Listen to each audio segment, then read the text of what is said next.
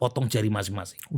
Kalau ada caleg yang lolos tanpa politik uang, ya tanpa politik uang, saya bersedia untuk memotong jari saya. Keserentakan pemilu, meningkatkan satu toleransi terhadap politik uang, yang kedua efek politik uang terhadap pilihan, dan yang ketiga harga pemilih makin mahal. Jadi kritik saya pada MK adalah banyak sekali putusan yang diambil tidak didasarkan pada evidence base. Kasus 2024, Pileg, Pilpres, Pilkada dalam 1 tahun ternyata bukan hanya meningkatkan politik uang, keserentakan ini, tapi juga tidak meningkatkan jumlah partisipan pemilu. Enggak, ada indikasi partai-partai cenderung untuk bergerombol ketimbang berkompetisi. Dan itu menyalahi prinsip demokrasi. Tetapi melihat pengalaman 2024 kemarin, sangat mungkin ya terjadi pilihan yang terbatas. Bahkan calon tunggal pun masih mungkin.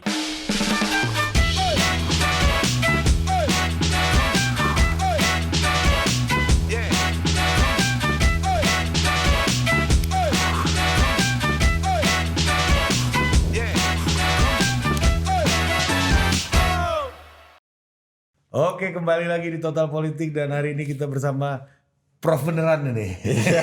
Provokator. Ini pakai F nih beneran. Kalau bagi orang yang nggak suka atau agak jengah, dia dianggap provokator. Kalau orang yang pengen mencari ada keterangan akademik dan ilmu pengetahuan, dia panggil profesor. Iya, tapi kan ini memang legal. Pakai F, bukan pakai V. Bukan. Iya kan memang pakai F, Bos. Iya, makanya tergantung, Bos. Iya. Lagi-lagi itu tergantung persepsi. Justru kulturalnya pakai V.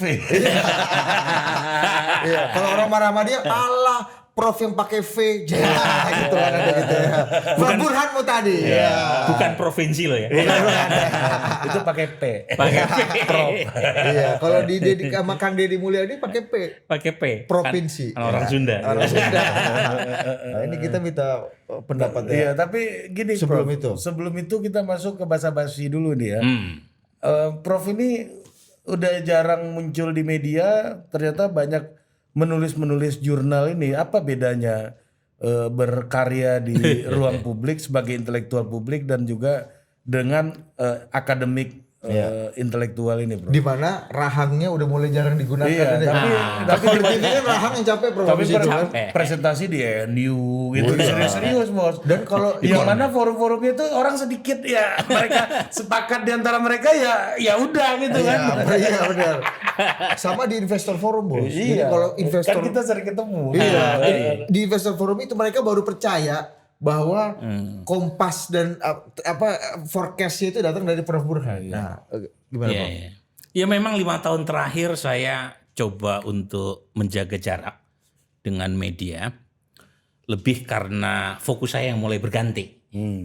Jadi dulu sering sekali saya memenuhi undangan media, termasuk ke talk show TV. Jadi saya datang ke sini juga relatif. Ini baru pertama kali kan kalau nggak salah. Iya, Di kantor Total Politik. Dulu waktu zaman merintis pakai Zoom. Pakai Zoom ya waktu zaman pandemi. Memang lebih gampang hubungin Tuhan daripada hubungin Prof 5 tahun terakhir.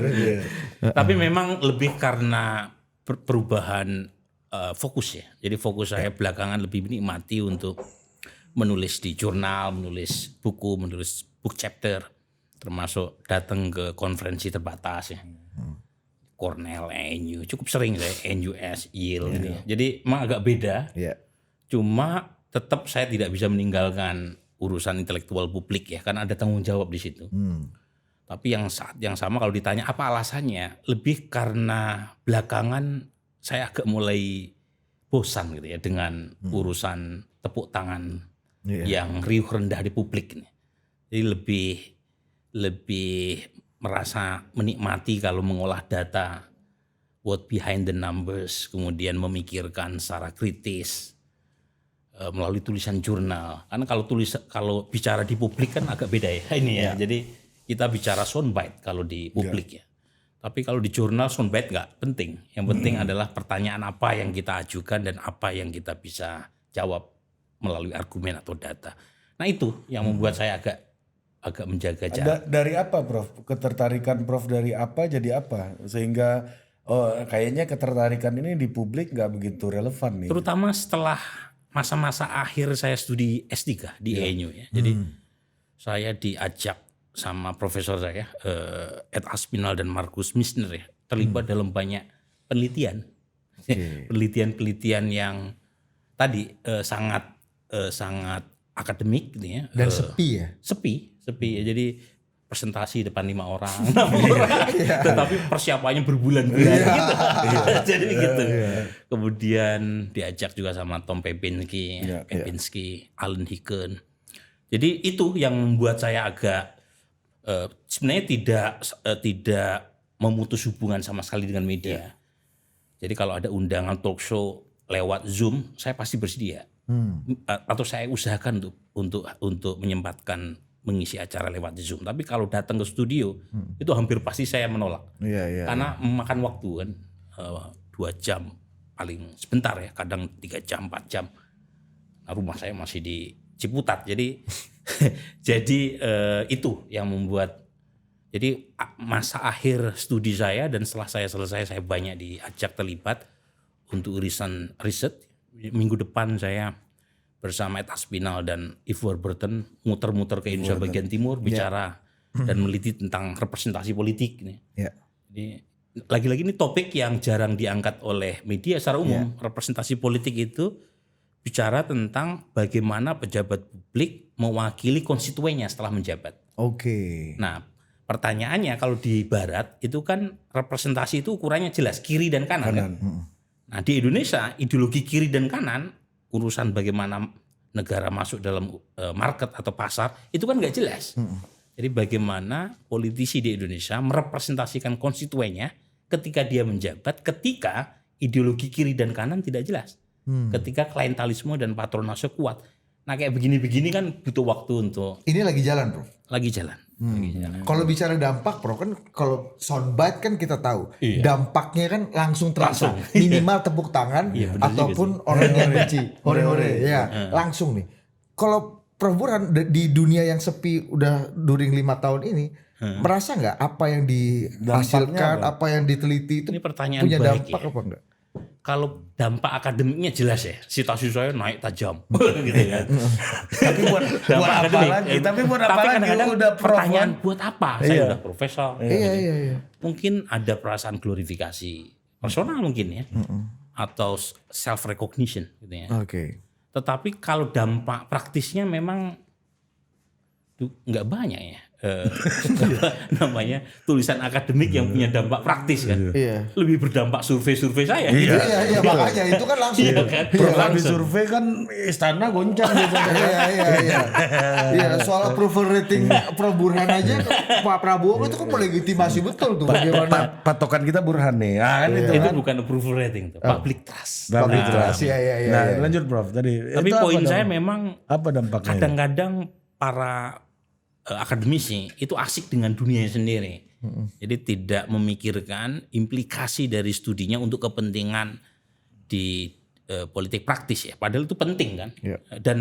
Dan politisi maupun pemerintah juga penting untuk menyerap apa yang ditemukan di ruang sepi akademisi tadi. Tetapi disertasi saya kira punya berdampak cukup luas. Soal politik uang ya, Prof. Soal politik uang, kemudian pembicaraan soal apakah sistem pemilu kita masih memakai proporsional terbuka ataukah kembali ke tertutup ataukah pakai modifikasi sistem campuran. Ya suka tidak suka masih merujuk pada studi saya tentang politik uang. Tapi sebagian besar memang dampak realnya minim. Jadi lebih. Tapi kan buat para pemain kalau udah baca ringkasannya kan jadi tahu gue harus ngeluarin kurang lebih kayak gini. Nggak bisa lagi pakai data lama nih. Prof ini sama kayak Woody, Prof. Apa? Dia senang musik tuh jazz. Yang musik yang cuma dia yang paham sama yang main. Ini apa ini? Masalahnya adalah untuk nonton jazz paling susah ngajak orang. Nah itu kan soal passion. Iya, lu nggak mau Dinda. Aduh capek bos. Lu ngapain nih kayak guru gitar ini? Ini topati bos. Enggak ini guru gitar ya bagi gua. Kayak gini-gini kan nggak bisa dipaksain. Kayak saya melakukan penelitian sepi, kalau diundang persiapannya berbulan-bulan nggak ada honornya. Iya. Lain loh kalau di Indonesia kan diundang ada honornya besar pula kan. paling diundang forum investor. Iya, ya. iya. Tapi Itu kalau bisa diundang pakai red Kalau itu card, mau ya. datang tuh. Mau macet ya kan. Prof izin red Gue card. ada kali, bos, gue ada kali 3 kali gue mau Iya kan daftar. bareng sama dia kita berapa kali. Udah. Iya kan? Izin red card Prof gitu kan. Gak mungkin kan red card beliau lebih kecil dari kita kan. Yang terakhir DBS misalnya Iya. besar gitu. Iya. Tapi kalau dunia akademik gak ada honornya. Paling mereka menyediakan tiket pesawat ekonomi. gitu kan. Tetapi namanya passionnya kita Lakuin ya, aja. betul. Kita jalanin. Kebetulan hobinya begitu ya. Dan ada recognition lain ya Prof ya, yang di Ah, luar itu. tepuk tangan Itu, atau ya. uang ya gitu ya Prof. Yaitu diakui oleh peer kita sesama akademisi dalam bidang yang sama. Nah itu yang nggak di ngertiin Nah, banyak itu sekali yang kadang pemain sirkus ini. ya bayangin ya, misalnya Budi atau Ari diminta untuk mereview artikel oleh American Political Science Review. Diminta mereview artikel oleh Comparative Political Studies. Itu gak ada honornya, dikasih waktu 1-2 bulan, tapi perasaan, Gagah. gitu kan. Aku dapat rekognisi Ah, mereka misalnya gitu kan. Diundang, misalnya saya pernah diundang sama Yale dan NUS bicara di depan puluhan profesor. Tekanannya jelas besar kan, tetapi ada perasaan yang nggak bisa ditukar dengan uang, nggak bisa ditukar dengan dengan popularitas. Dengan tepuk tangan nggak ada tuh Prof. Nggak ada. Tapi kan Tapi seneng aja. Tapi gini Prof, Prof. Apa yang Prof lakukan selama 5 tahun terakhir di forum-forum akademik level dunia, itu kan bisa jadi kolateral ketika ada teman lain yang membunyikan, udah Pak, abang pakai Prof Burhan aja. Masuk barang ini di Yale kemarin loh. Yale loh Pak. Wah, ada Tapi gitu-gitu. kan Pak, problemnya di dunia permainan nggak semua orang ngerti Yale ini apa. Iya. Kalau Pak Jokowi kan bilang Yale. Angkaku berapa? Gitu aja kan. Tapi untuk urusan riset saya membantu loh. Oh bantu. Gimana Prof? Sekarang kan dunia survei itu seperti bisnis 5 tahunan ya. Karena ada pemilu serentak kan. Tetapi karena saya punya banyak koneksi dengan jaringan akademik internasional, itu tidak pernah sepi kantor saya dengan riset-riset kolaboratif. Yang dengan akademik interest ya Prof ya. misalnya kayak sekarang, kita Tapi lagi make money juga kan? Maksudnya make money. Iya. Nggak Jadi kosongan. tidak non profit. Iya. Untuk urusan kantor minimal terpenuhi kan. Misalnya sekarang sama KITLV sama World Barron Scott tentang campaign finance. Itu susah sekali karena kita mewawancarai calon bupati yang menang maupun yang kalah. Berapa dana yang mereka dapatkan, dari mana, kemudian di-spend untuk apa. Tetapi daripada kita diem saja setelah pemilu 2024 selesai kan, mendingan mengerjakan semacam ini kan. Iya. Bisa di-share nggak hasil temuannya? Baru jalan di lapangan. Jadi belum selesai. Pasti nanti Tapi akan yang- kita share karena ada unsur ini ada istilah unsur reformnya. Jadi kita pengen untuk advokasi ya. Ya. Soal representasi tadi juga menarik banget tuh Prof. Menarik. Selama ini kan orang merasa bahwa saya nggak kenal dan saya berjarak, tidak ada relasi apa-apa dengan orang-orang yang mewakili saya di parlemen gitu kan. Dan representasi kan macam-macam jenisnya ya. Ada representasi deskriptif. Yaitu representasi didasarkan pada latar belakang primordial. Jadi misalnya perempuan 50% dari populasi. Berapa banyak anggota DPR dan menteri kita yang perempuan. Nah, buat mereka pembela representasi deskriptif, hanya perempuanlah yang bisa diwakili oleh perempuan. Jadi sementara ada representasi substantif yang bicara sebaliknya. Nggak apa-apa, perempuan nggak harus diwakili oleh perempuan. Yang penting ideologi anggota legislatifnya pro perempuan. Tapi itu ditolak mentah-mentah sama representasi deskriptif. Yang mengandung perempuan. Yang melahirkan perempuan. Hanya anggota legislatif perempuan yang paling tahu. Mostly nature kita gimana Prof? Masih Mostly. deskriptif. Nah, kalau dari sisi deskriptif itu masih jauh representasi perempuan. Tetapi sepanjang kita mengikuti proporsional terbuka ada peningkatan. Dulu waktu proporsional tertutup cuma 9% anggota DPR kita perempuan. Sekarang 22, sekian persen. Ada peningkatan. Lumayan. Meskipun masih jauh dari angka 50%. Sesuai dengan proporsi pemilih perempuan kita. Tapi lagi-lagi ini kan perdebatan akademik ya. Yang punya implikasi praktis. Yang kemudian kita pakai sistem apa nih untuk menaikkan representasi. Karena ternyata data sementara saya menunjukkan di DPRD yang perempuannya banyak, itu kebijakan-kebijakan yang pro perempuan dan anak itu semakin meningkat. Itu artinya representasi deskriptif lebih punya bukti ketimbang representasi substantif. Jadi di komisi-komisi yang perempuannya banyak, itu ada banyak kebijakan yang sangat pro perempuan dan kesehatan, perlindungan anak, TPKS. Jadi perasaan satu di antara kita yang ada di sana tuh Nyambung ya. Nah itu sekedar ilustrasi bahwa sebenarnya banyak temuan akademik yang bisa dibunyikan. Tapi tukang bunyinya ini terutama di level kebijakan maupun di level publik nggak banyak, karena banyak akademisi yang terlalu menarik diri dari urusan publik, tidak mau share risetnya di luar dari peer groupnya, dan akibatnya ya riset untuk riset gitu ya. Sesuatu hal yang seharusnya jangan terjadi ya.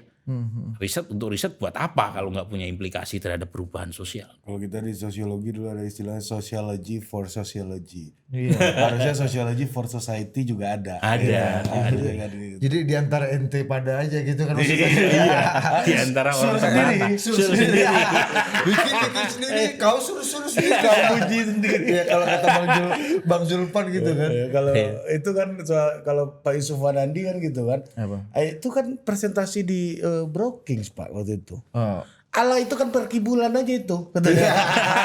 Kerjaan gue itu. Iya, kenapa itu per bulan Pak? Iya gue bikin itu dulu. Pengakuan dosa. Sofyan atau Pak Yusuf. Iya saya yang nonton. Iya Pak Yusuf itu ya. Hebat loh Pak Anies kemarin ngomong di sana. Allah itu pergi bulan kerjaan gue berpuluh-puluh tahun kan begitu katanya. Iya udah 87 tahun Mas. Jadi bebas. Nggak ada rem. Nah, Prof, ini saya masuk ke studinya Prof yang Ya. cukup salah satu hal yang membuat Prof Burhan ini menjadi referensi karena studi-studi akademiknya jadi acuan di dalam diskursus publik gitu. Karena beliau pemain juga. ada di lapangan kan kadang-kadang orang yang ada di Menara Gading nggak tahu apa yang ada di lapangan. Problem permainan kan. Beliau ini hibrid nih. Iya. Kalau mobil nih Zenix lah. Jangan Zenix. Banyak hibrid lainnya. Ya, Gue tahu cuma Zenix ketahuan. Skalanya baru. Skalanya. Nah, ini banyak yang mengeluhkan soal political cost. Kemarin itu kan kita sempat dengar informasi ini informasi yang tidak terkonfirmasi tentunya. Tapi kita bisa ambil ceritanya lah kira-kira. Jadi presiden di suatu rapat ya kira-kira ya berdiskusilah soal kebijakan yang wah ini nguntungin ketua partai katanya. Ini ketua partai pasti marah-marah tapi kita harus pikirkan solusinya untuk menghidupkan roda politik. Kalau kebijakan ini mau diambil karena partai-partai hidup dari sektor kebijakan ini. Ini sektor ini cerita yang tidak terkonfirmasi ya, tapi kira-kira kayak gitu saya nggak mau sok-sokan nih cerita orang dalam segala macam nggak mau gitu. A1 kan nih? Nggak peduli mau berapa tapi pelajarannya yang paling penting kita ambil dari sini gitu. Terus presiden bilang ini harus dipikirkan solusinya apa. Pakai APBN. Ada menteri yang nggak setuju pakai APBN gitu.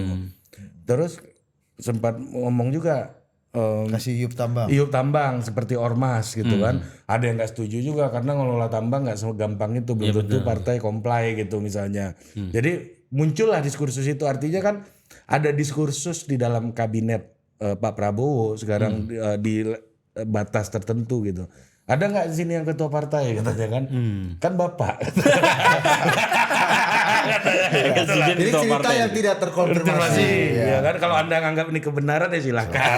Kalau ini anggap hiburan setengah fiksi ya juga. Mungkin kalau Pak Erlangga yang ngomong kan Bapak. Ya kan ini mungkin nih. Anda udah enggak. Oh, ini berarti rapat di bidang ekonomi ya? Iya kan kita ngomongin APBN pendanaan untuk partai politik. Nah, artinya ini ada kebutuhan nih sekarang Prof melihat problem political financing gitu. Nah ini studinya Prof Burhan soal karena kos politik yang makin lama makin mahal. Iya. Sebenarnya emang orang Indonesia memilih karena uang atau gimana sih Prof sebenarnya dari studi Prof? Basic question. Iya. Jadi begini, saya kebetulan pakai perspektif institusionalis. Jadi institusi atau sistem yang kita pakai menentukan perilaku kandidat atau pemilih. Itu asumsi dasar dari pendekatan institusionalis. Yang kalau dilihat dari studi saya itu nyambung. Karena kita melakukan survei sejak tahun 99, pada saat pemilu masih memakai sistem proporsional tertutup, itu pembicaraan tentang politik uang nyaris tidak ada. Jadi semuanya bicara tentang program partai, ideologi partai. Survei-survei kami saat itu berkaitan dengan perbedaan satu partai dengan partai lain, berkaitan dengan berbagai macam isu. Ini 99 Prof.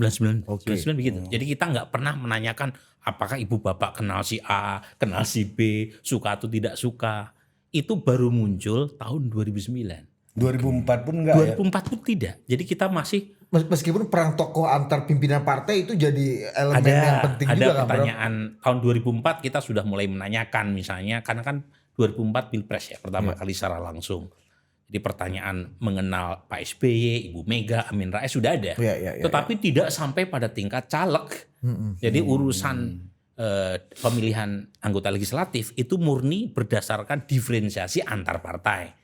Jadi pertanyaan soal apakah partai ini dianggap pro pertumbuhan, apakah dianggap pro pendekatan ekonomi pasar, itu semacam itu pertanyaan balik yang lagi muncul. ada diskursus soal partai kanan partai kiri ini dalam derajat tertentu. Betul. Jadi waktu itu dimensi yang kita pakai dimensi ekonomi, dimensi sosial, dimensi agama dan seterusnya. Jadi tidak berkaitan dengan popularitas personal seorang caleg. Baru tahun 2009. Tahun 2009 pertama kali kita survei soal politik uang.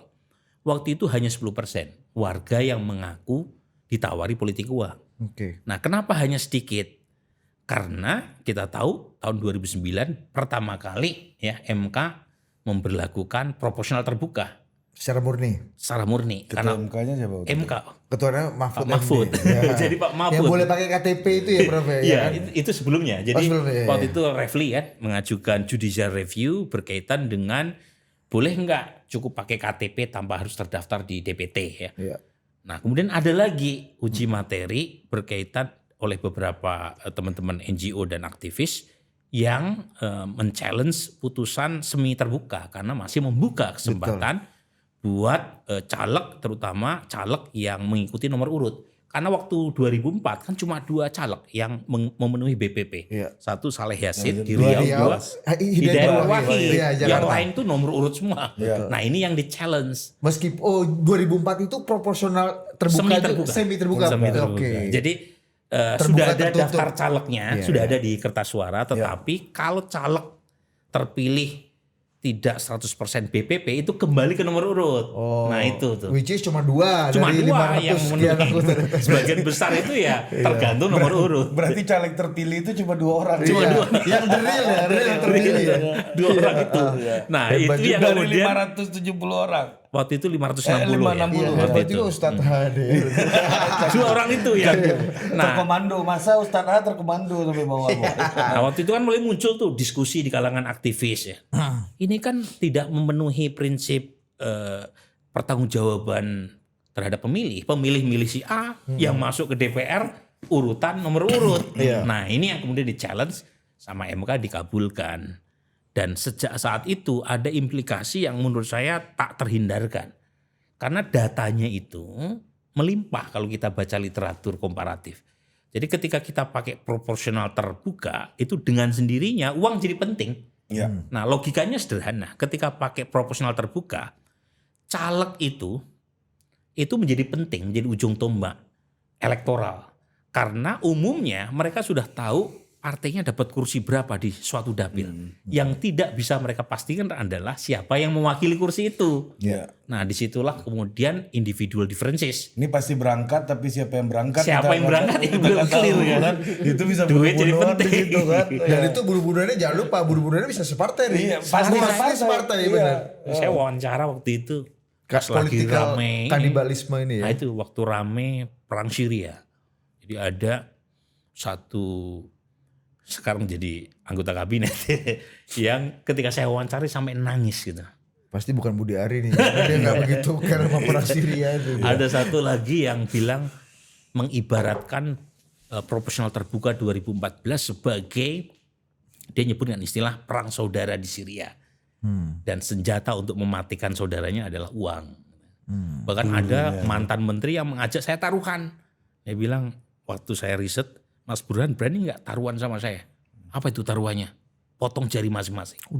Kalau ada caleg yang lolos tanpa politik uang, ya, tanpa politik uang, saya bersedia untuk memotong jari saya. Tapi kalau misalnya ada satu, Mas Burhan yang harus potong jarinya. Ini Dia ngomong serius. Ini judi offline nih ya. Dan saya terus terang gak berani menanggapi tantangan itu karena saya takut kehilangan jari saya. Dan itu langsung naik tajam. Jadi terakhir bahkan setelah pemilu serentak 2019 pemilu serentak, ternyata studi saya menunjukkan ada kontribusi keserentakan pemilu, meningkatkan satu, toleransi terhadap politik uang, yang kedua efek politik uang terhadap pilihan, dan yang ketiga harga pemilih makin mahal. Nah, gimana tuh? Dari 3 elemen itu gimana, Prof? Toleransi Pertama, politik uang dulu. Toleransi politik uang. Ini Jadi, 2019 berarti juga diikuti di 2024 ya, karena sama kan, serentak kan? Jadi yang 2009 kan efek pemilu Langsung proporsional terbuka. Oke, 2009 murni. nih, 2009, 2019 sampai yang terakhir kan. Tetapi ada periode 2019 bukan hanya sistemnya proporsional terbuka, tetapi juga serentak kan. Iya. Pileg dan pilpres dalam satu waktu. Oke. Nah, kemudian kita bandingkan toleransi politik uang sebelum reform pemilu serentak dan setelah reform. Oke. Dan datanya itu semua jenis pemilu setelah pemilu serentak naiknya tajam. Nah, naik dalam hal apa? Toleransi politik uang dulu yang menganggap politik uang wajar itu kisaran 30-an%. Sekarang udah 60. Yang menganggap wajar politisi dan tim sesnya itu bagi uang. Pasca Artinya 2019. sikapnya udah berubah kan? Pasca 2019. Setelah berarti. 2019. Yang kedua adalah efek Politik uang. politik uang. Jadi dulu banyak sekali orang yang ambil duitnya soal pilihan kembali ke hati nurani. Iya. Sekarang Itu masih dulu banyak, tetapi trennya turun. Terus makin banyak orang yang memilih calon yang ngasih uang. Dan terakhir, Itu ditangkap dari exit poll, Prof. bukan, kita punya survei banyak sekali, pertanyaan yang sama, kemudian kita lihat rata-rata per periode pemilu. Angkanya berapa, Prof? Efektivitas politik uang tadi yang Sekarang udah nomor 2. mencapai 38. Ini kita di atas apa negara Afrika Prof bilang nih di Kalau bawah. itu dari kita hanya kalah dibanding Uganda dan Benin. Kalau dari sisi insiden politik uang. Tapi itu tahun 2014. Nah, Iya, kalau tahun sekarang 2024 ada beberapa ketua umum yang telepon saya, Mas Burhan, tolong revisi bukunya. Kenapa Pak Ketum? Indonesia sekarang sudah nomor 1 politik uang. Di bawah. Berdasarkan pemilu 2024. Lebih tinggi daripada Benin sama Uganda. Idi Amin Ini Amin punya negara itu ya. King of Scotland ini ya. Dan yang terakhir nih, ini yang ironis ya. Gendeng. Harga politik uang juga makin Inflasi ya. Oke. Itu udah kita kontrol sama inflasi. Iya, iya. Jadi kita udah masukkan variabel inflasi. Udah masuk. Ternyata 100.000 ini contoh ilustrasi sederhana. Ini pemilu terakhir ya? Pemilu terakhir. Iya. Jadi sebelum 2019 uang 100.000 itu punya efek mempengaruhi pilihan 60, sekian persen pemilih. Sekarang dengan uang yang sama kita sudah kontrol dengan inflasi, efeknya hanya 30%. Artinya kalau ngasih uang 100.000 itu efeknya sudah berkurang lebih dari separuh. Tapi belum tentu lo bikin 200.000 jadi 60% lagi. Belum tentu. Itu ada ini. At least belum ada riset terbaru, Bos. Iya, iya. Tapi poinnya kan memang betul. Politik uang makin mahal. Nah, pertanyaannya kalau pakai pendekatan institusi, berarti kita bicara tentang satu, institusi kita semi proporsional terbuka. Oke. Berarti kita harus melakukan revisi serius ya. Tapi tunggu dulu kok Prof. Dengan sistem kayak sekarang, kalau ada teman-teman seumuran saya nih yang baru-baru mau masuk politik, ekosistem politik ini menurut Prof rasional nggak untuk mereka coba? Makanya Kalau lu, karena lu bukan anaknya ketua partai atau pendiri partai atau punya uang anggota juga. nah ini DPR ya. misalnya nih ya, data terakhir itu anggota DPR yang punya latar belakang pengusaha naik. Sekarang udah 61%. Jadi dari 10 anggota DPR, 6 diantaranya pengusaha. Oh jadi anak buah Ketum Anin dan Ketum Akbar ini banyak banget di Makin DPR banyak. ini ya. 5 tahun lalu 55%. 10 tahun yang lalu cuma 40%. Tapi kita pun juga kalau masuk dianggap pengusaha, kita kan pengusaha media. Iya benar juga. Makanya sebenarnya kita menginginkan satu diskusi serius jelang revisi undang-undang pemilu. Nah, itu ini masuk. pertanyaannya Ini itu. menarik. Ini emang bridging menuju Iya, sana. paket undang-undang politiknya Jadi, Prabowo ini mau gimana? Kan gini, dulu. kalau Iya. kita pakai proporsional terbuka, itu ada plusnya dulu dong, kita harus sebut. Ya. Plusnya adalah dari sisi representasi deskriptif itu ada kenaikan. Ya. Proporsional terbuka itu membuat representasi perempuan naik dari 9 jadi 22%. Artinya ini lepas caleg terpilih dari perempuan itu istri ketua umum, istri kepala daerah, lepas dari itu yang penting perempuan ya naik. Perempuan dulu, kan karena teori representasi deskriptif. Iya, naik. Karena dan itu terbukti. Terbukti. Yang Walaupun kedua dia mewakili laki-laki lain juga nggak masalah. Kan? Gak apa-apa. Orang Minimal ada. Boten nopo-nopo. yang Kan? kedua deh, representasi dari kalangan minoritas naik juga. Oke. Dulu waktu proporsional tertutup didominasi Jawa, sekarang lebih Indonesia. Artinya dengan proporsional terbuka itu pemilih lebih punya power untuk menentukan anggota legislatif yang berasal dari etnik mereka. Kalau dulu kan drop-dropan tuh, karena elit politik kita di Jakarta kebanyakan Jawa, nomor urut caleg juga umumnya dikuasai caleg Jawa. Sekarang tidak seperti itu. Oke. Kemudian DPR yang berasal dari kalangan minoritas agama meningkat juga. Jadi dari itu Karena sisi dianggap positifnya. mewakili langsung Mewakili kepentingan langsung. mereka. Oke. Yang Putra menjadi daerah minusnya atau apa? segala macam ya, Prof. Kesenjangan dari sisi kelas. Dulu banyak politisi yang berasal dari kalangan aktivis, Kelas bawah gitu ya. kelas bawah. Ingat nggak orang seperti almarhum Ferry Mursi dan Baldan? Iya. Itu wartawan menyebutnya sebagai kamus undang-undang berjalan. Betul. Ketika dia masuk melalui proporsional terbuka, tewas. Tewas. Yudi Krisnandi lewat. Tewas. Jadi memang ini kekurangan dari proporsional terbuka. Masinton Pasaribu tewas tuh kemarin ya kan. Iya, bertahan. Untung beruntung kan. Kalah sama Yang penyanyi. Ya. bertahan all season Bambang Pacul. Korea.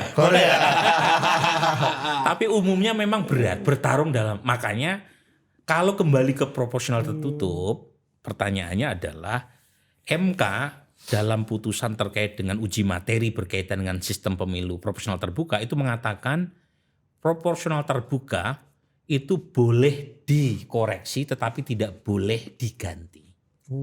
Ada itu. Itu ada ini ya. Ada klausul. Titi Anggraini menyebutkan pasal berapa gitu dalam putusan. Gimana menerjemahkannya? Boleh diperbaiki, tapi tidak boleh diganti. Itu artinya thresholdnya atau apanya atau? Titi dan saya setuju dengan dia, Titi Anggraini dari Perludem itu mengusulkan sistem campuran.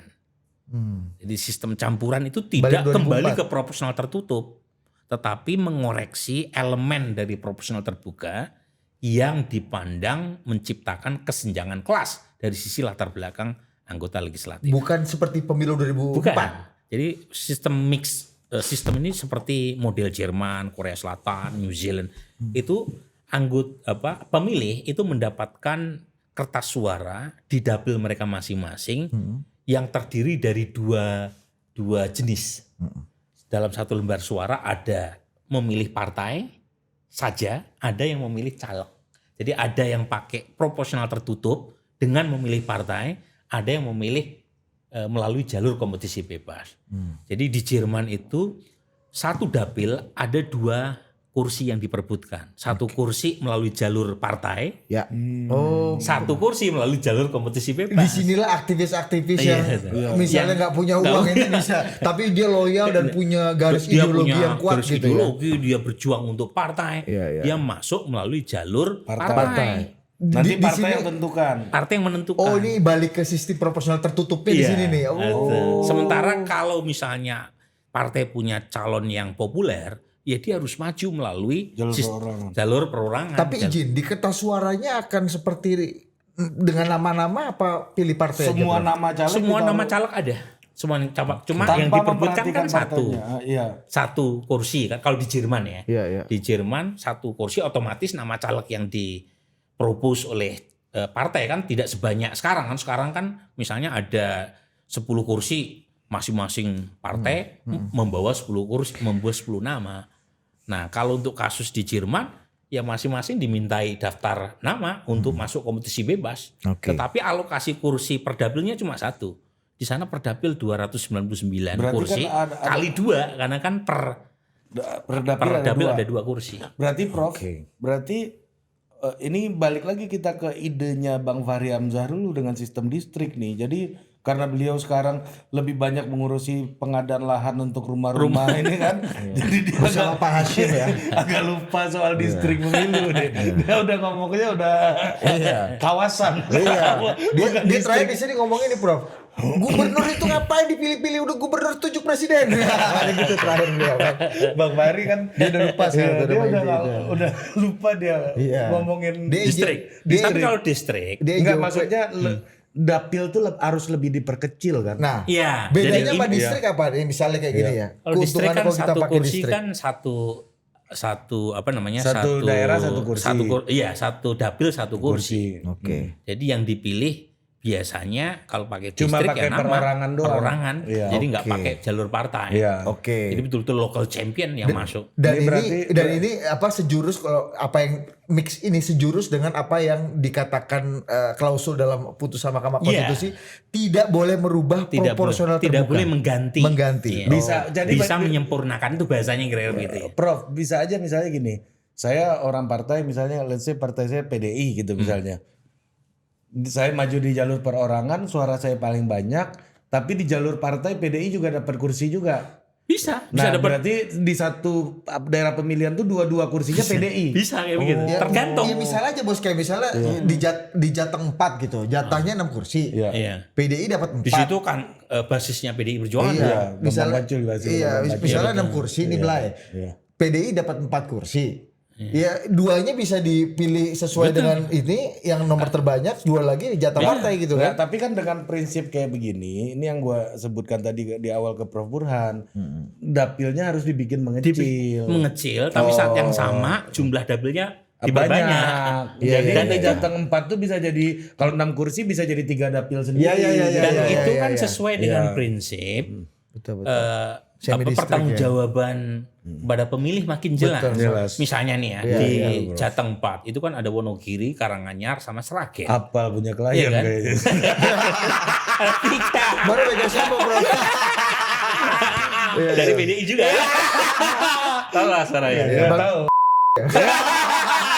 Gue baru mau bilang sekretaris Tiga ya nih. sekarang. Nah, ini contoh Itu saudara. nanti ditit ya namanya. Dari 3 ini, saudara, itu kalau misalnya Kan ya, nggak mungkin. Bambang Pacul, kan pasti suaranya paling banyak dari Wonogiri. Iya. Iya. Dolvi paling banyak dari Karanganyar. Iya. Betul kan? Iya, iya, normal.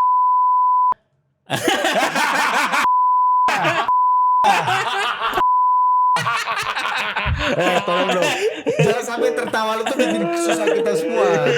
Kawan, Ri. Iya, kawan. Nah, ini contoh aja. Gak ada ketawa. Contoh. Iya. Gue cuma Karena lu mancing ketawa dia. makanya gue pengen tahu di mana. Nah, ini Lu tiga. bro, lu jawab aja rata gitu, bro. Supaya ada. Tapi poin saya bos, kalau 3 itu kan representasinya gimana? Dia mewakili satu dapil yang terdiri dari 3 kabupaten. Betul. Tapi basis pemilihnya hanya di salah satu kabupaten. Kabupaten.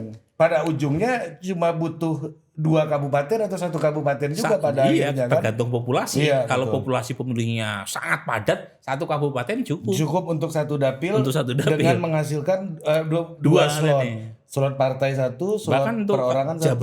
Jabar 5 ya, yang Kabupaten Bogor. Itu kan 4 sampai 5 juta pemilihnya. Iya. Mungkin itu kabupaten bisa terpadat di Indonesia. Oke. mekarkan ya kan supaya memenuhi prinsip 1 dapil 2 kursi. Konteks biaya politik gimana, Prof? Kalau misalnya ini dipilih dari 3 elemen tadi, soal politik uang tuh tadi, toleransinya, harganya, dan efektivitasnya, itu akan gimana? minimal untuk masuk melalui jalur partai itu ongkosnya lebih murah. Iya. Cuma masalahnya ini banyak nih ketua umum partai yang enggan pakai proporsional tertutup. Ada yang tahu nggak sebabnya? Jadi suatu saat pas saya hampir menyelesaikan disertasi, ada pembahasan revisi Undang-Undang Pemilu tahun 2016-2017. Saya kontak almarhum Cahyokumolo. Mas, ini proporsional terbuka banyak sekali nih mudorotnya. Mendagri waktu itu beliau. Mendagri waktu itu. Kemudian beliau bilang mengutip dari Pak Pratik, sudah terjadi kesepakatan antar ketua umum untuk kembali ke proporsional terbuka. Saya tanya apa? Terbuka apa tertutup? Terbuka. Jadi mereka nggak setuju proporsional Kan tertutup. tadinya mau tertutup, Iya, balik iya. lagi ke terbuka. Iya. Nah alasannya karena kalau pakai proporsional tertutup itu membuat ketua umum partai harus menyediakan logistik yang besar untuk kampanye. Oh, Sementara tanggung jawabnya ke partai. Ini maksudnya tetap tanggung jawabnya ditanggung renteng sama caleg-caleg. Sementara ini kan kalau proporsional terbuka kan caleg yang di depan. Nah, tapi kan jelang pemilu 2024, Prof. Itu Kalau partai besar tuh kayak gitu tuh. apa tuh? Tanggung renteng ini ya. Kalau ini partai kecil kan nggak peduli amat sebenarnya, partai Iya. besar tuh problem. tapi kompak kawan semua, Bos. Tapi kalau jelang pemilu 2024 kan kita tahu, Prof. PD Perjuangan kan juga udah Sendirian akhirnya. ngeluarin statement bahwa dia akan perjuangkan proporsional tertutup kan. Yang lain kan enggak. Nah, itu menurut Prof apa yang bikin misalnya PDI satu-satunya yang mau berubah? Apa karena nggak suka sama Jokowi aja atau ada faktor yang lebih Bukan teknokratis sebenarnya ya. misalnya? Saya tidak tahu ya. Mungkin mereka punya pertimbangan normatif. Karena kalau proporsional terbuka kan melemahkan disiplin partai. Pelembagaan partai juga menurun. Party ID juga merosot. Ya. Karena tadi caleg jadi lebih penting. Kohesi antar partai jadi melemah. Tetapi saat yang sama kan ada insentif elektoral buat PD Perjuangan. Kalau pakai proporsional tertutup. Karena party ID PD Perjuangan paling tinggi dibanding partai lain. Dan itu soal party ID ya, Prof, partai ya. ID. Betul, Dan itu yang dibaca oleh partai-partai lain. Nanti yang diuntungkan PD Perjuangan. betul. Makanya mereka menolak rame-rame. Nah ini pula yang jadi bahan diskusi di internal partai koalisi. Karena konon, lagi-lagi konon ya. Ini Kim sekarang nih. Ini sekarang nih, Apa sih namanya? yang- Bukan Kim, apa namanya? Kim Plus itu apa ya? Kim Plus ya, Wah, benar. yang intinya kan revisi undang-undang pemilu kan sebenarnya harus segera dimulai tahun ini. Karena tahun depan pertengahan sudah mulai masuki KPU ya. tahapan pemilu kan. Iya. Sampai sekarang belum dibahas. Selidiknya selidik. Karena perbedaan kepentingan antar partai pendukung pemerintah. Ini Golkar sama Gerindra nih. Gerindra kan konon pengen mengajukan proporsional tertutup sama dengan PD Perjuangan. Karena party ID kuat. Partai ID kuat, Prabowo, partai kan? Prabowo. Selama ini juga Gerindra calegnya tidak cukup populer. Iya. Sehingga banyak yang memilih partai atau logo partai. Nah, tapi kan partai lain seperti Golkar, Demokrat, Nasdem, PAN. PAN. Itu partai yang sangat tergantung pada caleg. Iya. Iya, kalau bahasa Bapak itu kualitas daripada caleg. Kualitas Kualitas dari mengandalkan kualitas pemain. iya, kualitas pemain ya kan. Kualitas prima apa enggak nih? Nah, itu perdebatan soal belum lagi tadi keserentakan.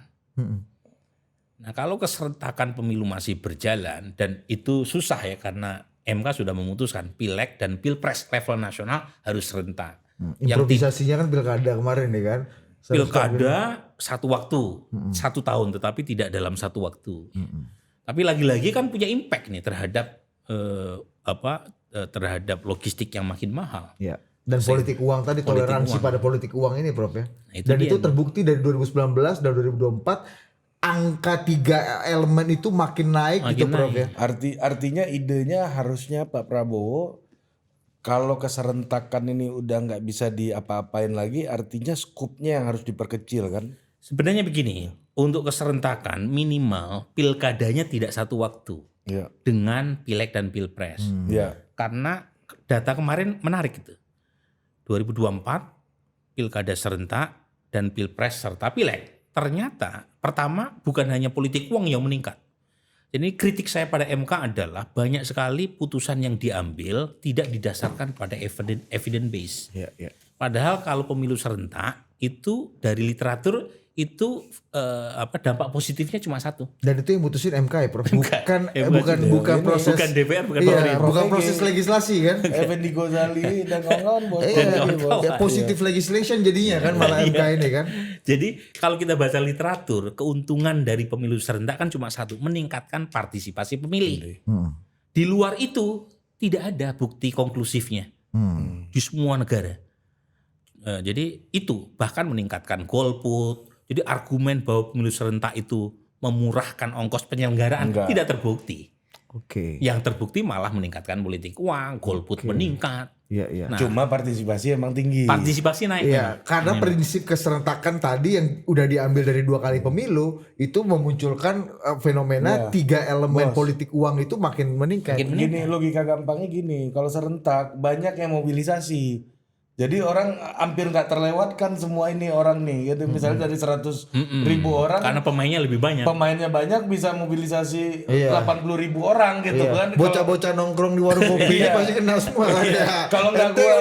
Kalau nggak gua yang legislatif mobilisasi, Prof Burhan yang eksekutif yang mobilisasi kan. Jadi gitu kan. semua terpapar ya. Termasuk kan banyak pengalaman menunjukkan pemilih datang ke pilpres, tetapi pileknya tidak dicoblos. Tetapi kan karena pemilu serentak, Jadi ini dihitung satu kan. Iya. Itu partisipasi tinggi sehingga Partisipasi secara tinggi. statistik gairah dalam berpemilu dan berdemokrasi jadi tinggi. Tapi kan kemarin kasus 2024, pilek, pilpres, pilkada dalam 1 tahun, ternyata bukan hanya meningkatkan politik uang, keserentakan ini, tapi juga tidak meningkatkan jumlah partisipan pemilu. Di pilkada. Di pilkada. Oke. Jadi berapa persen, Prof? udah saya tulis di situ. Jadi menarik kasus pemilu kada serentak kemarin, MK sudah menurunkan barrier to entry, ya kan diturunkan itu. Tetapi peserta pemilu tidak naik, bahkan stagnan. Energi habis kan habis bertarung kemarin kan. Ini yang kalah-kalah disuruh maju lagi juga Calon nggak mau, tunggal. kan? Karena ini bos, karena imunnya udah tinggi, udah terlalu tinggi kan, susah kan dapat. Bos kan habis tarung pilek nih. Oh pemainnya nih soal. Pemainnya yang mau iya, dimajuin iya. kan orangnya ini Ada aja, faktor kan? lain juga. Faktor lain adalah karena pilkadanya dilakukan Iya. sebelum jadi pilkada dilakukan setelah presiden baru dilantik. Kabinet baru. Tetapi calon pilkada dinominasikan sebelum kabinet dibentuk. Oh runyam jadinya. Enggak, ada indikasi partai-partai cenderung untuk bergerombol ketimbang berkompetisi, dan itu menyalahi prinsip demokrasi. Betul. Prinsip demokrasi itu partai-partai mengajukan kadernya untuk kompetisi. Ini hipotesis saya. Orang berkim-kim jadi lebih banyak ibaratnya gitu kan ya kan. Prof, ini hipotesis saya nih, nggak tahu Prof setuju atau enggak. Itulah yang membuat Anies Baswedan gagal maju di DKI. Betul. Karena nature politiknya lagi rekonsiliasi. Sementara Anies selalu memanfaatkan konflik politik sehingga dia bisa maju. Maksud lu konfliknya rendah kemarin. Anies memang agen pecah belah. Enggak, dia memang menikmati konflik politik kok. Memang benar faktanya Jadi begitu dari dia kan memang dari ini. awal. Jadi itu betul. Jadi artinya Iya betul gua. Apa lu Prof nih? Prof stable. Kalau gua kan bagian panasin bos. Iya, nanti Jadi itu pecah belah. Anies nanti baca. Alarm bos. Ya. Nggak, ada kan dalam dialog yang konstruktif kayak gini harus ada Rifana Pratiwinya kan. Gue jadi Rifana Harus ada aja. devil advocate. Iya. Kalau lu mah devil doang. Kalau di mana devil advocate. Rifana kawan kita. Jadi bos di Metro TV sekarang. Selamat Rifana. Kita belum ditraktir. Nah, dia masih cash out, dia harus traktirin dalam dulu bro supaya solid ini. Penggalangan Dia nggak perlu dalam. di ospek karena langsung jadi wapemret. Sekarang gue gak akan edit ini nak, biarkan. Penggalangan dalam dulu. Iya, Indra Maulana tuh mau digalang mahal loh. Rokoknya aneh-aneh dari Jawa Timur. Indra Maulana rokoknya aneh-aneh dari Jawa Aneh-aneh. Timur. Ada rokok-rokok dukun ini harus cari susah tuh nah. Iya, mungkin duit lu ada. Tapi cari mana? Nyarinya susah. Iya, Indomaret Alfamart yang mengakomodir itu. Itu kayak rokoknya bapak saya tuh. Iya. Yang lintingan. Iya, orang ada unik-unik mas. Rokok indie ini bro, ya kan? Iya, pertanyaan kembali Nah, lagi. tapi konteksnya tadi betul. Jadi partai-partai itu banyak yang berharap dapat the spoil of power dengan menitipkan kader di kabinet, tetapi dengan trade off tidak mencalonkan kadernya dalam pilkada. Akhirnya bergerombol mereka. mereka. Orang yang cocok dengan kompetisi yang terbuka seperti Anies Baswedan nggak comply dengan suasana kebatinan. Nah, ini bahasa lebih sopannya ini nih. Orang yang cocok dengan kompetisi terbuka seperti Anies Baswedan nggak comply dengan suasana bergerombol. Ya, kalau Devils Dan itu terjadi bukannya di Jakarta. Jadi saya kumpulkan datanya. Itu rata-rata kontestan pemilu per pilkada itu 2,8. Artinya nggak nyampe 3 pasang. Iya. Bahkan banyak juga kan yang Padahal calon barrier, tunggal. padahal barrier to Barrier to entry-nya entry udah turun, MK udah bikin barrier to entry. Nah, makanya saya mengusulkan revisi undang-undang pemilu nanti. Pakai undang-undang politik katanya. Betul. Itu saran saya bukan sekedar, kan MK sudah meniadakan presidensial threshold. Tetapi melihat pengalaman 2024 kemarin sangat mungkin ya terjadi pilihan yang terbatas. Bahkan calon tunggal pun masih mungkin. Normanya ada dalam undang-undang Pilpres. Makanya saran saya ada batas atas koalisi. Oh. Jadi nggak boleh borong partai. Gerombolannya Dibatasi. Kalau tapi kan nanti supaya bisa jadi calon boneka, ya nggak apa-apa, tetap ada kompetisi. Yang penting ada pilihan. Walaupun sekarang boneka. Walaupun boneka. Boneka is still a choice. Daripada kita pilih kotak kosong. Kalau kata Riza Mahari, ya itu dulu Orde Baru, itu demokrasi kembang plastik. Tapi it's kembang anyway. Celi. Suaranya bariton. Suara bariton kan. Kalau pemilihan presiden masih pakai radio, dia presidennya itu. Balik ke zaman Eisenhower ini masih. Makanya pilkada saran saya itu di jeda waktu. Jadi 2 tahun setelah Pilpres. Gunanya. Jadi kayak pemilu selakut angkut gitu ya, midterm election. Jadi Oh, dia berfungsi sebagai jadi midterm di election. jadwalnya digeser 2 tahun setelah Pilpres. sekaligus saling mengevaluasi satu sama lain lah ya, koalisi. Lo kalau partai. partai pemenang ini nggak becus dalam 2 tahun. Kita hukum di pilkada. Iya, pilkada calon lu di pilkada bisa kita bikin kalah semua. Iya. Persis kayak di Amerika kan. Iya, Amerika iya. sepertiga dari jabatan publik itu dibuat pemilunya midterm itu 2 tahun setelah Pilpres. Oke. Jadi Filipina juga pakai gitu kan, Prof? Filipina saya tidak tahu. Pak gitu ya. Iya, Iya, pakai kan, makanya kalah di midterm election, bongbong dia pecat suruh mundur semua anggota kabinetnya kan, kocok ulang lagi. Emang Presiden Prabowo ini butuh political advisor level Prof Burhan. Iya, benar. Iya, Prof Burhan, itulah kenapa Prof Burhan memilih jalur sepi. Iya, ini, karena kan? Prof Burhan ini nggak hanya mengamati politik, tapi memikirkan desain politik. Itulah kelemahan para Brahmin di atas ini nih udah ganti ini prof ini kan. Iya kan.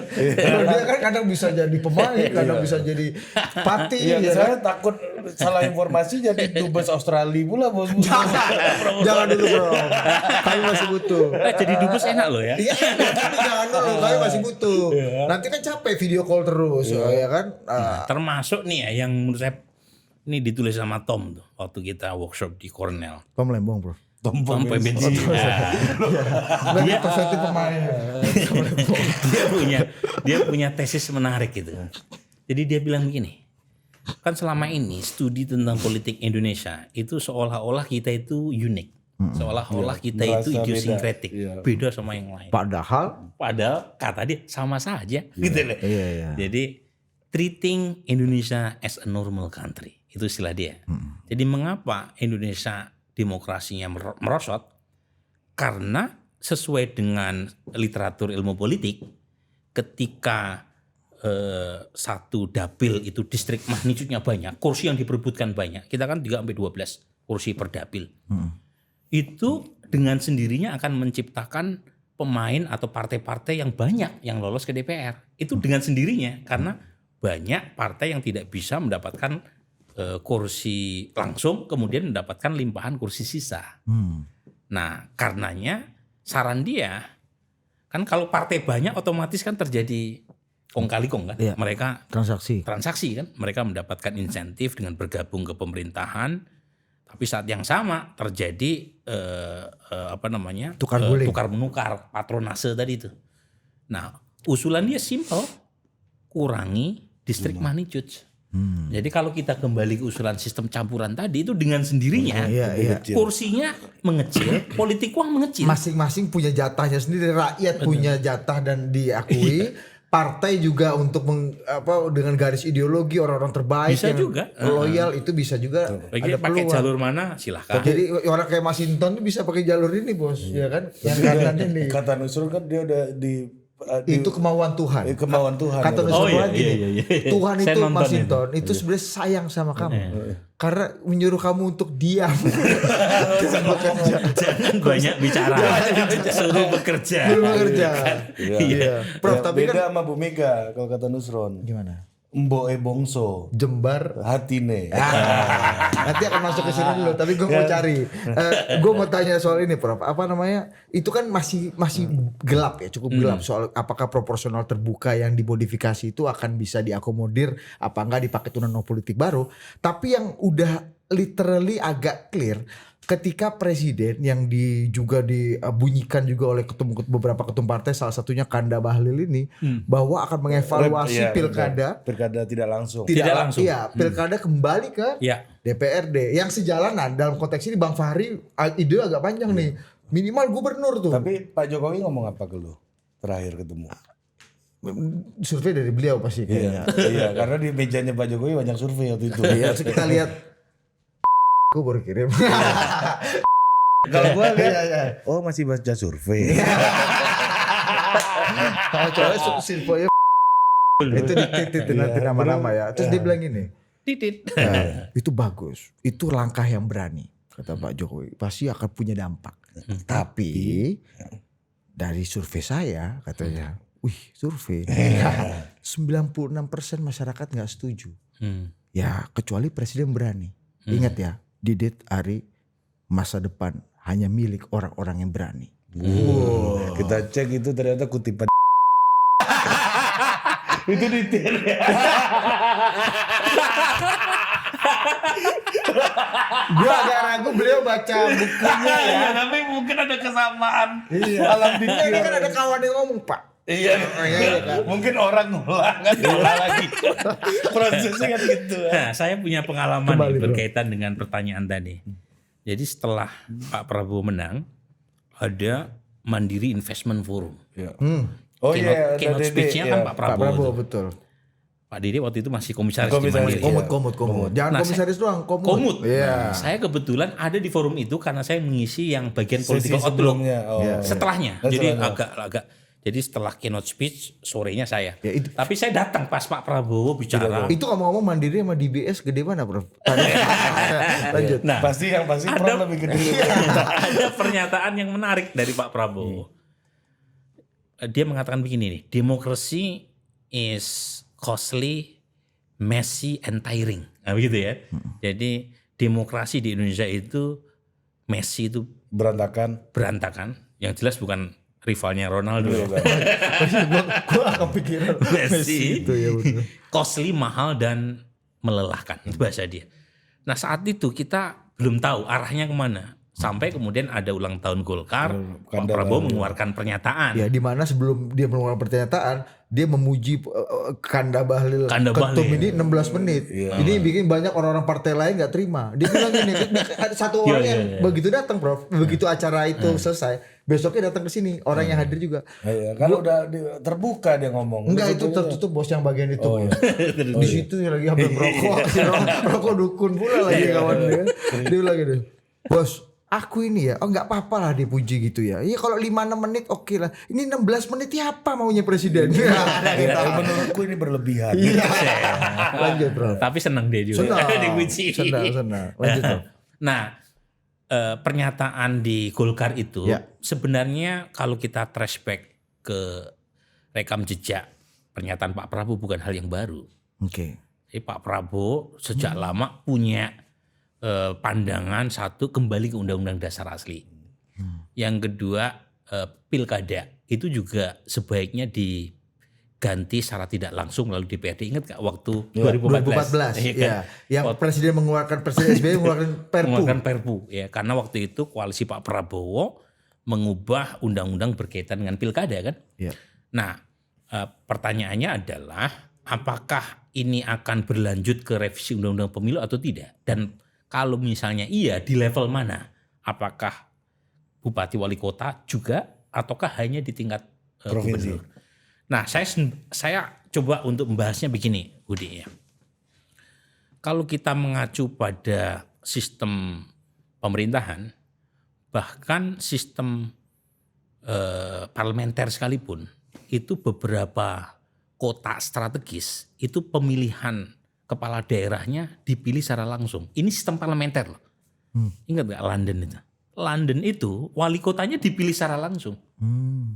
Bukan melalui DPR, bukan melalui parlemen. Padahal mereka pakai sistem Parlementer. parlemen. Jadi Manchester itu pemilihan langsung, bukan melalui DPRD. Nah untuk kasus di Indonesia itu lebih khusus karena kita punya pengalaman satu pemerintahan yang tidak stabil ketika kita pakai sistem parlementer tahun 55. Jadi kalau misalnya kita mengacu sistem pemerintahan presidensial sebagai rujukan, sebenarnya pemilihan kepala daerah itu dengan sendirinya harus secara langsung. Meskipun dalam Undang-Undang Dasar itu frase yang dipakai bukan langsung tapi demokratis. Nah demokratis itu kan artinya lewat DPRD juga demokratis. Nah pertanyaan tadi, ada 90% yang menolak pemilihan lewat DPRD. Betul nggak ada?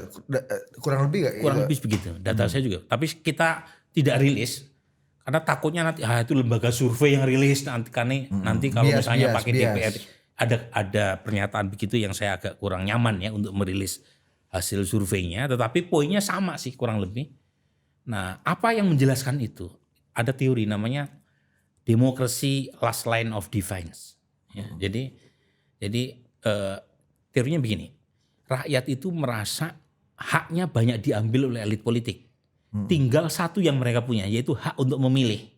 Kalau misalnya hak itu juga diambil sama elit politik, apa yang tersisa? Jadi ini kayak batas terakhir yang mereka punya. Dan itu yang menjelaskan mengapa setiap kali ada inisiasi yang kontroversial dari DPR atau pemerintah, itu kalau misalnya inisiasi itu berkaitan sama hak memilih, itu resistensinya gede. Omnibus Law nggak sebanyak waktu ada demo besar-besaran terkait dengan peringatan darurat ketika barrier to entry yang sudah diputuskan MK mau disabotase sama DPR kan. Kan turun tuh. Termasuk artis-artis seperti Reza, seperti komika. Ini ya yang pilkada, Agustus, RUU pilkada. Ya. Waktu itu kan. Waktu itu apa ya concernnya waktu itu Prof? Aku lupa. Jadi putusan MK itu menurunkan barrier to entry dan syarat usia. Syarat usia yang waktu itu berkaitan sama Kaisang ya. Yang oleh MA dianggap berdasarkan pelantikan, bukan waktu pendaftaran. Tapi MK mengembalikan bukan waktu pelantikan tetapi waktu pendaftaran. Batas usia minimum 30 tahun untuk calon gubernur. Yang kedua, ini yang pertama saya kira yang lebih penting, soal barrier to entry.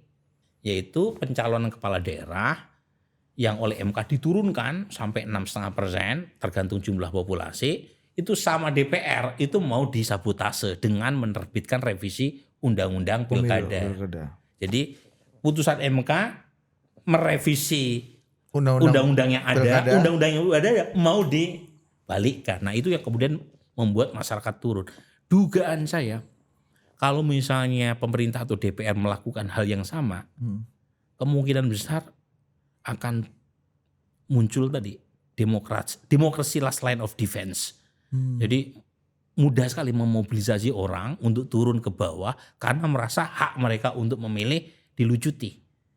Nah pada titik itu tinggal apakah pemerintah dan DPR berani seperti yang tadi Pak Jokowi sampaikan, berani atau tidak untuk melawan arus ya. Kalau misalnya berani ya silahkan, ya, itu bagian dari pilihan kebijakan, ya. Apakah untuk gubernur saja, ataukah untuk DPRD atau kabupaten kota, silahkan. Tapi intinya konsekuensi munculnya resistensi publik memang besar. Kalau misalnya proses pemilihan kepala daerah dikembalikan. Dan itu bisa dibaca seolah-olah semacam pretext untuk masuk ke pemilihan presiden secara tidak langsung melalui MPR. Jadi itu kan bisa macam-macam isunya ya. Tafsirnya bisa macam-macam. Dugaan saya mengacu pada pengalaman belakangan Pak Prabowo sepertinya tidak akan ngutak-ngatik sesuatu yang bisa membentur tembok. Satu, waktu Balik DPR mau merevisi Undang-Undang Pilkada, itu kan beliau memerintahkan supaya fraksi Gerindra tidak quorum kan. Shutdown lah. Karena mengganggu agenda pelantikan bulan Oktober Pak Prabowo sebagai presiden ke-8 kan. Yang kedua, revisi Undang-Undang TNI. Itu kan banyak akomodasi dari Pak Prabowo. Sebelumnya kan mulai dari penambahan kementerian untuk TNI, kemudian TNI nggak perlu pensiun gitu ya. Kemudian juga TNI boleh berbisnis. Dalam draft itu itu dicoretin kan sama Pak Prabowo karena tingginya resistensi publik. Jadi sepertinya Pak Prabowo melakukan sesuatu yang minimalis dampak ke publiknya. Karena di tingkat elit Pak Prabowo sudah solid kan, mendapatkan dukungan dari semua partai. Ya, beliau bahkan dikatakan di acara ulang tahun Golkar, ini semua ketua partai ada di sini kan, termasuk ada Mbak Puan kan, kita putusin aja sekarang bisa ya, beliau ngomong gitu. Makanya kan itu karena kan saking kita tahu nih, mungkin alam pikir presiden memang pengennya seperti itu, bro. makanya kalau misalnya ada potensi yang membuat popularitas dirinya melorot karena ada isu yang ditentang oleh publik, dugaan saya beliau tidak akan berani membentur tembok. Kecuali ya teori saya salah gitu, dalam membaca seorang Prabowo Subianto. Kalau pandangan Prof terhadap Ketum Kanda Bahlil ini yang berani ambil resiko dengan berpidato mendahului presiden untuk merevisi dan soal mengevaluasi pilkada termasuk mengembalikan pemilihan tidak langsung ini, menurut Prof matematika ya Ketum Golkar ini apa waktu itu? Karena ini karena dia tahu juga pastinya membentur tembok dan ini dia mau atas nama Golkar yang duluan sebelum Gerindra bahkan. Apa yang menurut Prof? Kalau Bang Bahlil ini kan orang yang seringkali memposisikan diri sebagai tameng dari big boss-nya ya. Zaman Pak Jokowi juga seperti itu karakternya ya. Nah sekarang sepertinya Bang Bahlil membaca pikiran seorang Prabowo Subianto yang merasa ongkos politik terlalu mahal dan salah satu yang menjadi semacam diagnosis dari mahalnya politik itu melalui proses pilkada dan suara itu disampaikan oleh Bang Bahlil sebelum Pak Prabowo dengan asumsi kalau misalnya ada serangan publik itu arahnya ke Bang Bahlil bukan ke Pak Prabowo. Iya, ini risiko politik yang dia ambil lah ya. Itu kan pilihan dia untuk menunjukkan loyalitas, menunjukkan bahwa seorang Bahlil Lahadalia, ketua umum partai besar, bahkan kursinya lebih banyak ketimbang Gerindra, bersedia untuk menjadi tameng presiden dan seterusnya. Ini kalau kata Bambang Pacul namanya ilmu dolop.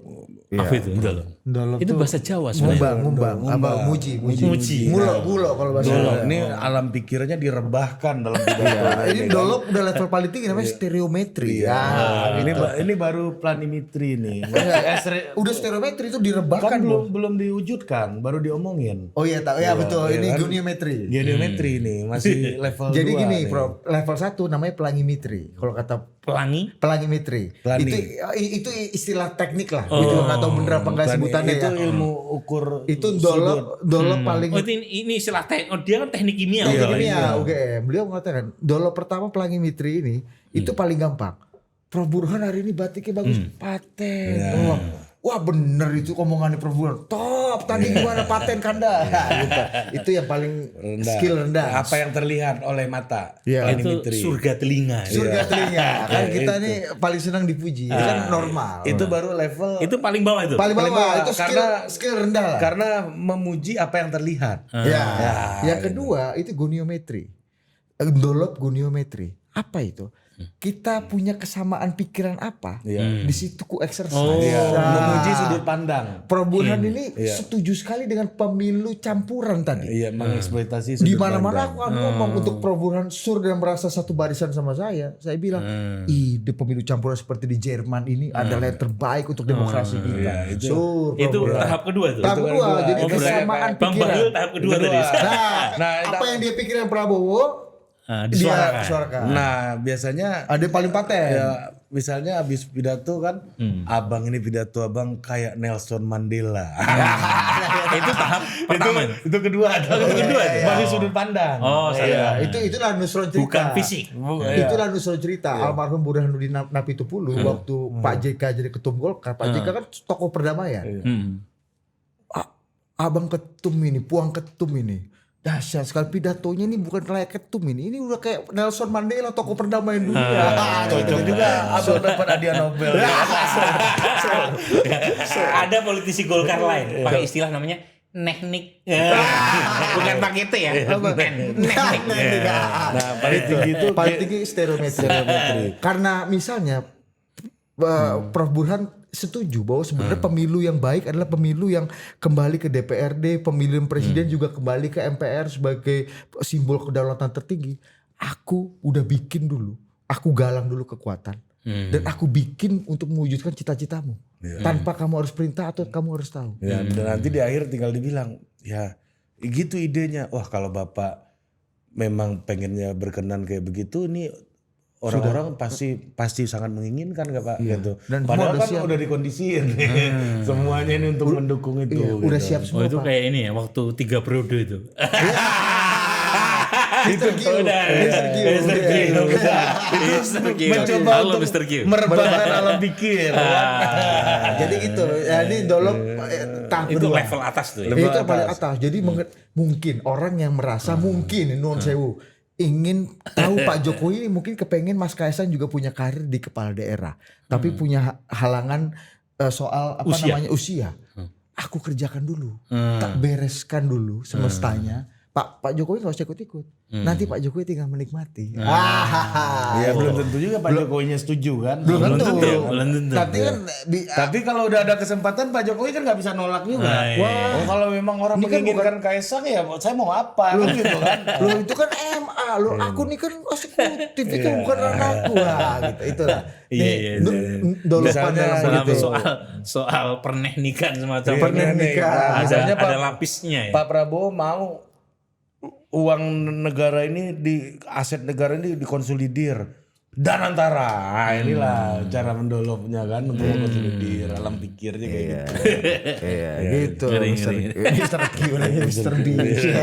Tapi kalau soal dampak ya Prof, itu kembali ke DPRD itu ini nggak bisa mengurangi tadi dampak-dampak buruk tadi nggak, politik uang apa kan kos yang mahal. Kalau kata Pak Prabowo ini lihat, jangankan yang ini lihat yang menang-menang nih calon gubernur menang nih. Mukanya lesu semua, kusut semua. Ini yang menang aja kayak gini, gimana yang kalah katanya gitu kan. Itu gimana menurut Prof Burhan? Lagi-lagi untuk melakukan evaluasi terhadap sistem pemilu seharusnya tidak berdasarkan satu variabel saja ya. Misalnya tidak didasarkan pada variabel dana politik yang dikeluarkan berapa. Harus komprehensif ya. Misalnya soal politik uang. Kan orang bisa berargumen ketika pemilu digeser ke pemilihan tidak langsung, politik uang kan tidak hilang. Cuma berganti kan dari massa ke elit. Kemudian orang atau mereka yang mendukung pemilihan lewat langsung kan masih bisa berargumen, kalaupun toh dana politik meningkat, kan kembalinya ke ekonomi buat masyarakat juga. Jadi menurut saya lebih baik kita kumpulkan semua hasil kajian berkaitan dengan penyelenggaraan pilkada secara langsung maupun pemilihan lewat DPRD. Karena kan kita punya pengalaman dua-duanya. Jadi dilakukan kajian secara langsung, misalnya dari sisi aspek pendanaan politik dan datanya seperti apa. Kemudian dari sisi misalnya kasus korupsi apa betul misalnya pendanaan politik yang meningkat, kemudian membuka atau memfasilitasi lahirnya kepala daerah yang korup misalnya. Di waktu DPRD seperti apa, waktu kepala daerah secara langsung seperti apa. Jadi lebih terbuka. Jadi tidak didasarkan pada kajian yang sepotong-potong. Dan terakhir yang penting dari sisi dari sisi efek terhadap masyarakat, pelayanan publik maupun ekonomi itu lebih menguntungkan pemilihan melalui jalur langsung ataukah DPRD. Nah ini sebenarnya bisa dikaji semua itu. Nah sayangnya kita belum punya kajian yang komprehensif berkaitan dengan itu. Jadi sepotong-potong. Misalnya saya punya kajian berkaitan dengan ongkos politik. Tetapi saya nggak punya data berkaitan apakah kepala daerah kalau dipilih secara langsung itu lebih efektif atau tidak dibanding kalau misalnya lewat DPRD. Kan kalau misalnya lewat DPRD itu kan insentif buat kepala daerah hanya untuk menyenangkan anggota DPRD kan. Tidak ada insentif untuk tanda kutip bekerja untuk kepentingan rakyat karena toh yang memilih adalah anggota DPRD kan. Nah ini yang saya kira perlu dikaji secara menyeluruh. Saya sendiri tidak dalam posisi harus gitu ya, misalnya pilkada secara langsung atau tidak, sepanjang ada argumen dan basis datanya yang kuat. Dan kalau kita lihat di di sekarang kan yang sekarang yang muncul itu adalah pilkada DPRD, pilkada kabupaten kota tetap, tapi pilkada gubernur dipilih ditunjuk DPRD. atau di DPRD ya, bukan ditunjuk presiden. Kalau tapi Fahri Hamzah ditunjuk. Ya. Ekstrim dia. Tapi intinya untuk level gubernur kan dianggap tidak punya kewenangan yang besar, tidak seperti bupati atau wali kota. Kecuali Gubernur Jakarta. Kecuali gubernur Jakarta karena tidak ada pemilihan wali kota kan di Jakarta. Nah ini kajian-kajian ini perlu didorong. Ini, kalau misalnya datanya memang mengatakan pilihan ini yang terbaik, memang tidak ada yang terbaik, tapi yang mudaratnya lebih sedikit lah ketimbang sistem yang lain. Kenapa tidak untuk kita pikirkan? Saya sih pada tingkat itu ya, nggak terlalu. Tidak terlalu misalnya harus Nggak sistem ideologis. Ini aja kita sangat terbuka lah sama data.